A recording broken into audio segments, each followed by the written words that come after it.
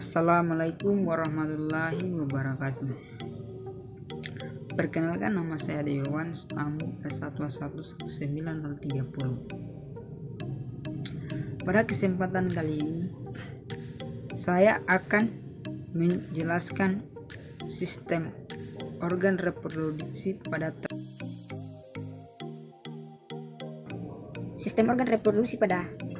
sapi jantan terdiri dari 5 bagian organ. Organ yang pertama yaitu testes dan skrotum, yang kedua epididymis, ketiga ductus dan vas deferens, keempat kelenjar aksesoris, kelima organ kopulatoris atau penis. Baiklah, langsung saja. Yang pertama yaitu testes atau skrotum. Skrotum adalah pembungkus testes, lapisan luar bagian dari kulit abdominal berbulu.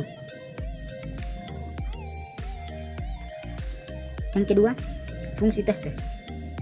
Fungsi testes adalah sebagai reproduksi spermatozoa atau spermatogenesis. Yang kedua, sebagai produksi hormon steroid atau androgen testosteron. Histologi. Tubul seminiferi adalah saluran berkelok-kelok yang panjangnya sampai puluhan bahkan sampai ratusan meter di dalam organ reproduksi ternak. Dan di dalam saluran ini terjadi proses spermatogenesis.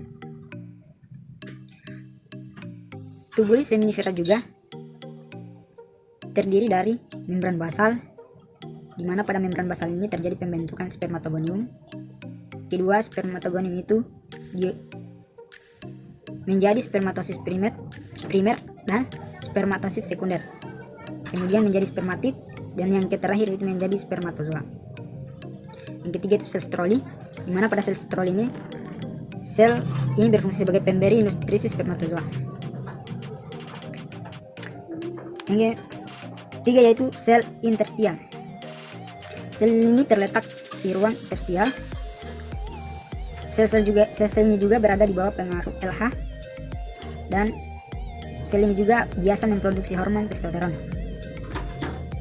Yang kedua yaitu organ reproduksi epididymis. Epididymis terbagi menjadi 3 bagian. Yang pertama yaitu kaput, korpus, dan kauda. Fungsi kaput dan korpus epididymis yaitu sebagai transit spermatozoa dari red teste ke vas deferens. Kedua, maturisasi spermatozoa di bawah pengaruh testosteron disertai kadar air untuk motilitas spermatozoa. Fungsi dari kauda epididymis yaitu sebagai reservoir spermatozoa sebelum diejakulasikan. Kedua, fungsinya menghasilkan cairan yang akan menjadi bagian dari seminal plasma. Ini hanya terdapat pada sapi dan tidak terdapat pada ayam. Ketiga itu vas deferens. Vas deferens yaitu sebagai penghubung antara testes dengan alat kopulasi penis. Di dalam vas deferens terdapat saluran halus sebagai penyalur spermatozoa dari cairan epididymis. Selama pengaliran saluran ini bergerak peristaltik sebelum bermuara pada pangkal penis. Sebelum bermuara pada pangkal penis, di sini terjadi pembesaran vas deferens disebut ampula vas deferens. Ampula vas deferens juga menjadi reservoir spermatozoa sebelum diejakulasikan. Yang kemudian yaitu kastrasi. Di sini kastrasi berfungsi sebagai pemotong vas deferens di sistem pengeluaran testes dari tubuh. Kemudian vestomi. Vestomi ini yaitu pengikatan dan pemotongan vas deferens. Kemudian spermatogenesis terus berjalan dan hewan jantan pun terjadi yang namanya libido seksualis. Yang keempat itu kelenjar aksesoris. Pada kelenjar aksesoris ini terdiri dari 3 bagian. Yang pertama yaitu kelenjar vesicularis, yang kedua kelenjar prostat, dan yang ketiga yaitu kelenjar bulbourethralis atau Cooper. Yang pertama kelenjar vesicularis. Kelenjar ini pertumbuhannya sebanding dengan besarnya ukuran testes. Kemudian pada pertumbuhan kelenjar ini sangat tergantung pada hormon testosteron. Kelenjar ini juga kaya dengan sel-sel sekretoris penghasil volume plasma semen. Yang kedua, kelenjar prostat. Kelenjar ini disekresikan di bagian kecil dari seminar plasma, dan terdapat dua buah, yaitu di dalam plasma ini terdapat dua buah, yaitu kiri dan kanan. Kemudian yang ketiga yaitu kelenjar bulboretralis atau Cowper. Kelenjar ini berinteraksi sebelum ejakulasi, dan kelenjar ini terjadi pada sapi atau domba menetes keluar penis, yaitu epitelium, sebelum ejakulasi. Dan gunanya itu membebaskan uretra dari pengaruh urin untuk semen pada saat diejakulasikan. Yang kelima, organ kopulatoris. Organ kopulatoris ini terdiri dari penis.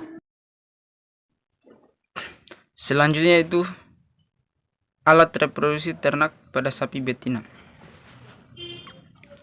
Alat reproduksi pada sapi betina adalah suatu proses yang kompleks yang melibatkan seluruh tubuh hewan itu. Sistem reproduksi akan berfungsi bila makhluk hidup, khususnya hewan ternak, dalam hal ini sudah memasuki seksual maturity atau dewasa kelamin. Setelah mengalami dewasa kelamin, alat-alat reproduksinya akan mulai berkembang dan proses reproduksi dapat berlangsung baik ternak jantan maupun betina. Alat reproduksi atau organ-organ reproduksi pada sapi betina terdiri dari beberapa macam. Yang pertama yaitu ovarium. Ovarium adalah organ primer atau esensial reproduksi pada betina, seperti halnya testes pada hewan. Ovarium dapat dianggap bersifat endokrin atau sitogenik, menghasilkan sel karena mampu menghasilkan hormon yang akan diserap langsung ke dalam peredaran darah dan juga ovum. Dan ovarium juga merupakan sepasang kelenjar yang terdiri dari ovari kanan yang terletak di belakang ginjal kanan dan ovari kiri yang terletak di belakang ginjal kiri. Ovarium seekor sapi betina bentuknya menyerupai biji buah almond dengan berat rata-rata 10-20 gram. Kemudian fungsi dari ovarium ini adalah sebagai memproduksi ovum, menghasilkan hormon estrogen, progesteron, dan inhibin. Yang kedua yaitu organ reproduksi pada sapi betina yang bernama oviduct. Oviduct adalah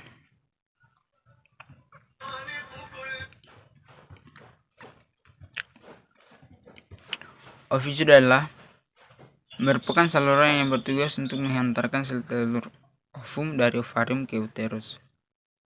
Oviduct digantung oleh suatu ligamentum yaitu menosaliping yang merupakan saluran kecil yang berkelok-kelok di depan ovarium dan berlanjut di tanduk uterus. Oviduct terbagi menjadi 3 bagian. Yang pertama adalah infundibulum, yaitu ujung oviduct yang letaknya paling dekat dengan ovarium. Infundibulum memiliki mulut dengan bentuk menjumpai yang berfungsi untuk menangkap ovum yang telah diovulasikan oleh ovarium. Dan mulut infundibulum ini disebut fibria. Salah satu ujungnya menempel pada ovarium sehingga pada saat ovulasi dapat menangkap ovum. Sedangkan lubang infundibulum yang dilewati ovum menuju uterus disebut ostium.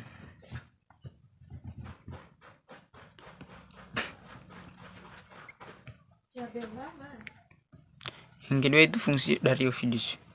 Fungsi oviduct yaitu menerima sel telur yang diovulasikan oleh ovarium.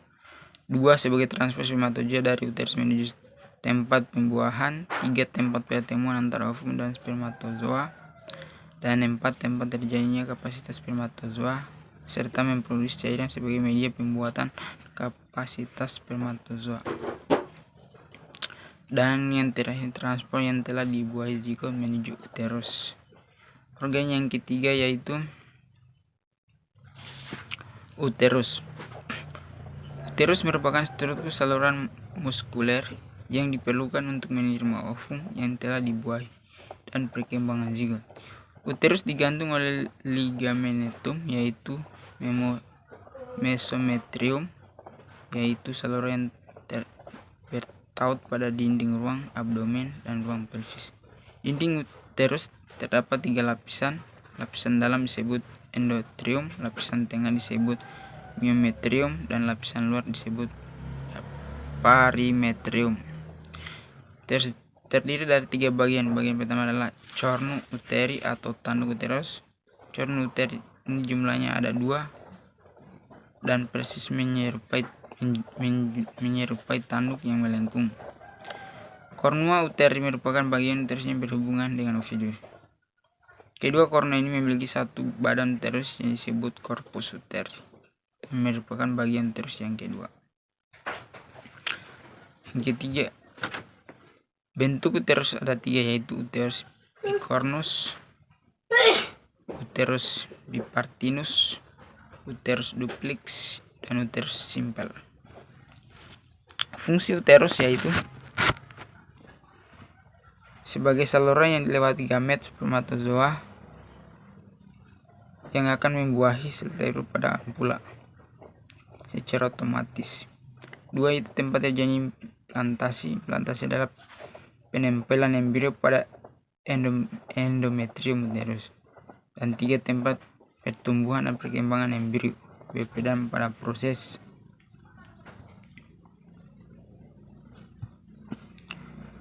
yang keempat, organ reproduksi pada saat betina itu cervix. Cervix terletak di antara uterus dan vagina, sehingga dikatakan sebagai pintu masuk ke dalam uterus. Cervix ini tersusun atas satu lagi sphincter.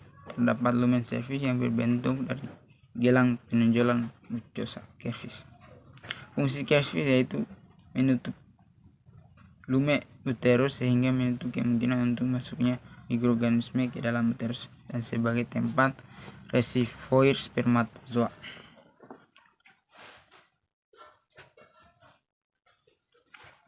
Yang kelima, organ reproduksi sapi betina itu vagina. Vagina adalah organ reproduksi hewan betina yang terletak di dalam pelvis di antara uterus dan vulva. Vagina memiliki membran mukosa disebut epitel squamosa perstrata yang tidak berkelenjar, tetapi pada sapi berkelenjar. Pada bagian kranial dan vagina terdapat beberapa mukosa yang berdekatan dengan cervix. Vagina terdiri dari 2 bagian, yaitu vestibulum yang letaknya dekat dengan vulva serta merupakan saluran reproduksi dan saluran keluarnya urin. Dan yang kedua adalah portio vagina cervix yang letaknya dari batas antara keduanya hingga cervix. Fungsi dari vagina adalah sebagai alat kopulasi dan tempat sperma diposisikan.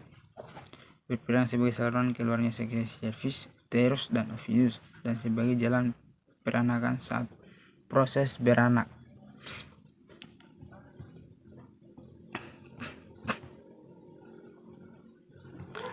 Kemudian yang keenam itu vulva. Vulva merupakan alat reproduksi hewan betina bagian luar. Vulva terdiri dari 2 bagian. Bagian luar disebut labia mayora dan bagian dalamnya disebut labia minora. Labia minora homolog dengan peripetuum. Pertautan antara vagina dan vulva ditandai oleh orifis uretral eksternal atau oleh suatu pematang pada posisi kranial terhadap ureter. Yang ketujuh, klitoris. Klitoris merupakan alat reproduksi betina bagian luar yang homolog dengan gland penis pada hewan jantan, terletak pada sisi ventral sekitar 1 cm dalam labia. Klitoris terdiri dari 2 kroara atau akar badan kepala glans. Klitoris terdiri atau jaringan retikel yang tertutup oleh epitel squamosa perstrata.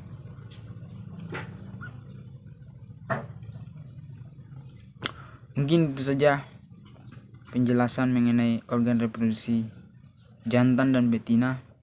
Lebih dan kurangnya mohon dimaafkan. Saya tutup dengan ucapan billahi taufiq wal hidayah. Wassalamualaikum warahmatullahi wabarakatuh.